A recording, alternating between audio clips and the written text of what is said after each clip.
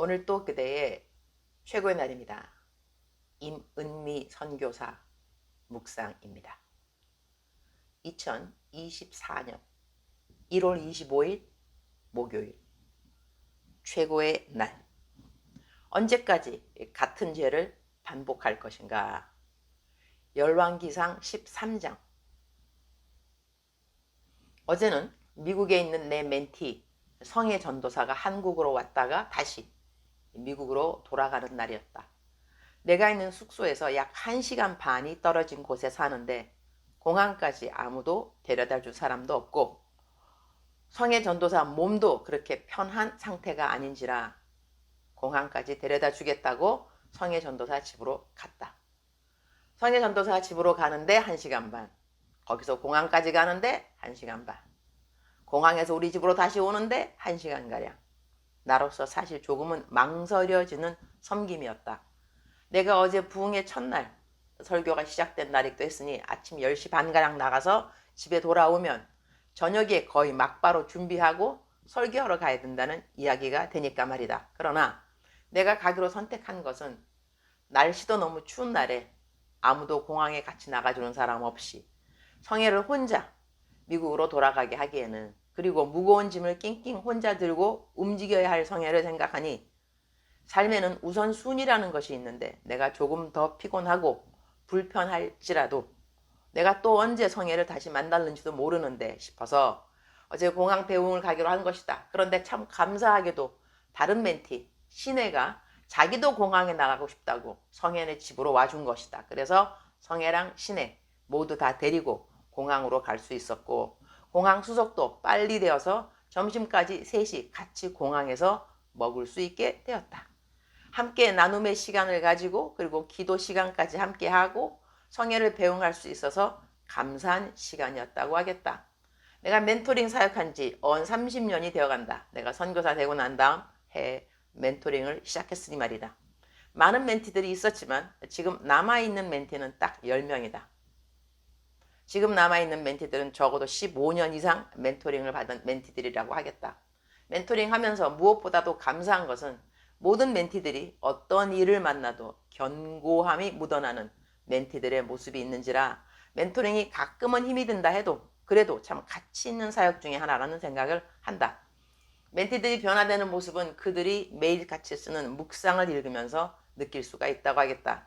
오늘은 내 멘티 중에 헬렌이라고 미국에 살고 있는 멘티의 묵상을 공유한다. 아래는 제 멘티 헬렌의 묵상입니다. 하나님을 믿는 이들이 살다가 어려움을 고난을 만나면 하나님이 나를 사랑하지 않으시는가 보다, 나를 버리셨는가 보다 라고 생각을 하는 것 같다. 사실 이런 이들은 하나님을 믿지만 아직 하나님을 잘 모르는 이들이긴 한데, 하여간 아버지 하나님이 사랑이시라 사랑하는 자녀들의 평안함이 당연히 하나님이 원하시는 거라고 생각한다. 그도 그럴 것이 육신의 아버지가 자녀들을 사랑하는 아버지가 자녀들을 괴롭게 할 이유가 있겠는가?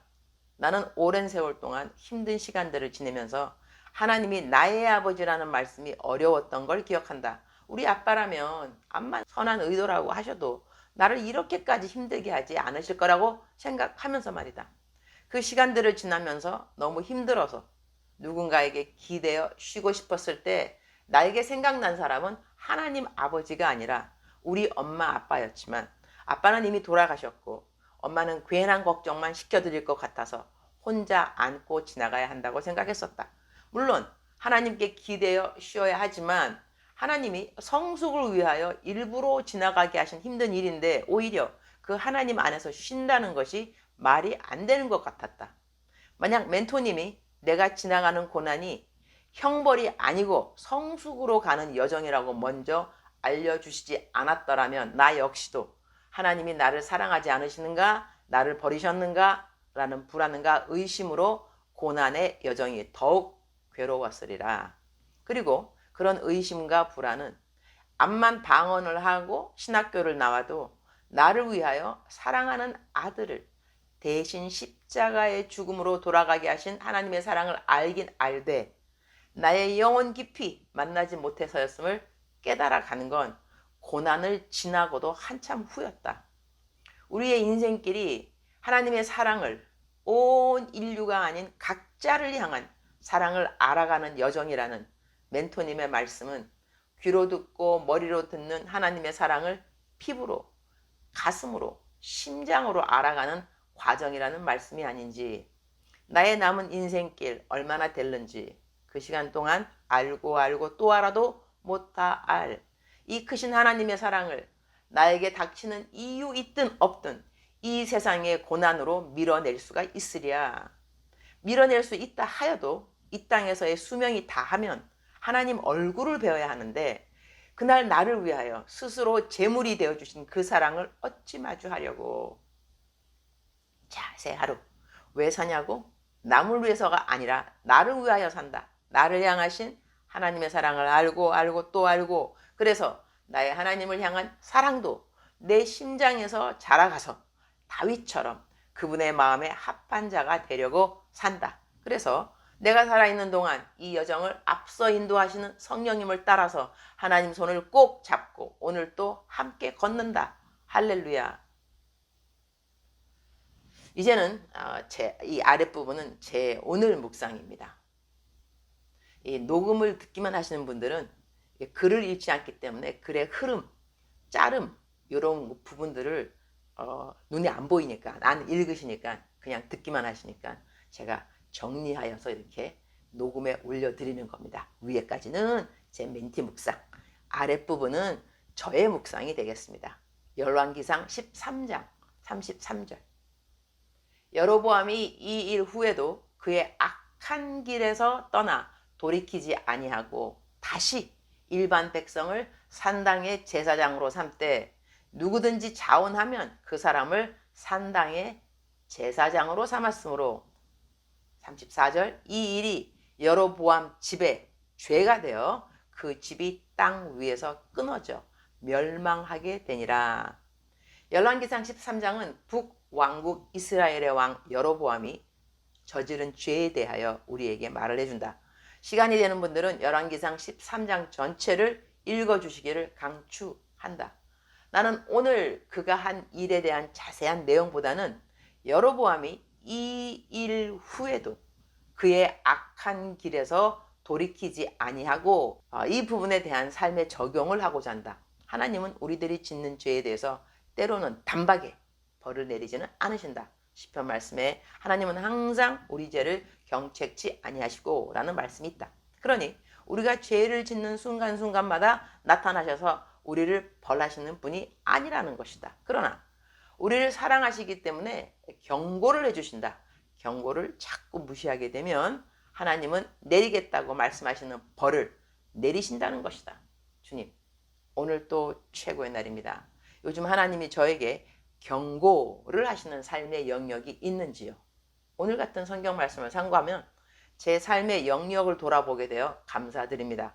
순종하라는 말씀을 순종하지 않는 부분이 있는지요? 경고를 넘어나서 벌로 이어지는 일들이 제 앞에 있지는 않은지요? 상고해 볼 때 나는 아무것도 없네, 이런 사람이 있고, 이게 그거일 수 있겠네 라는 사람이 있을 것 같습니다.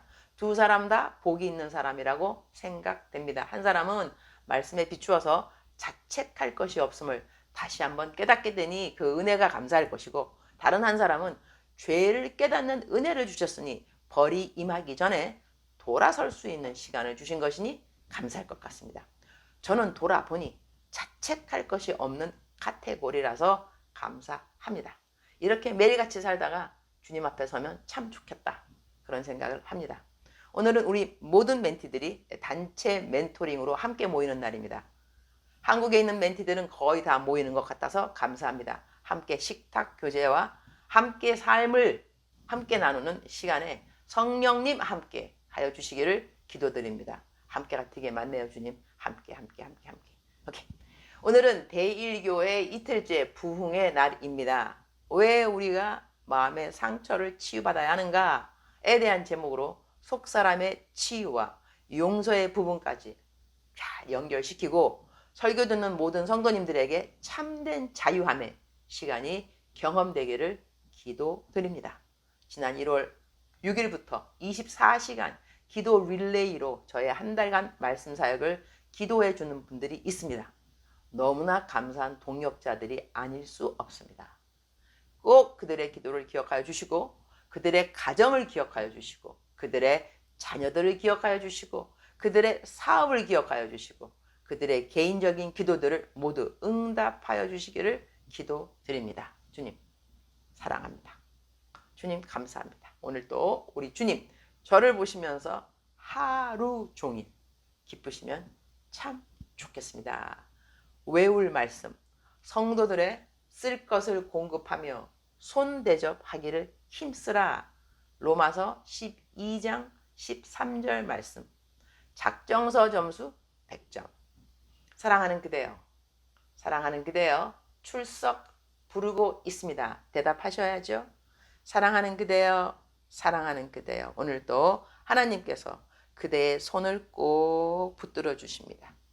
그리고 그대에게 우리 하나님의 어깨를 빌려주십니다.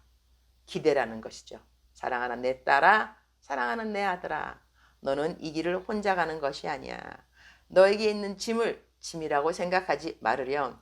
너가 생각하는 짐은 힘이 될 수가 있단다. 내가 너를 도와줄 것이니까.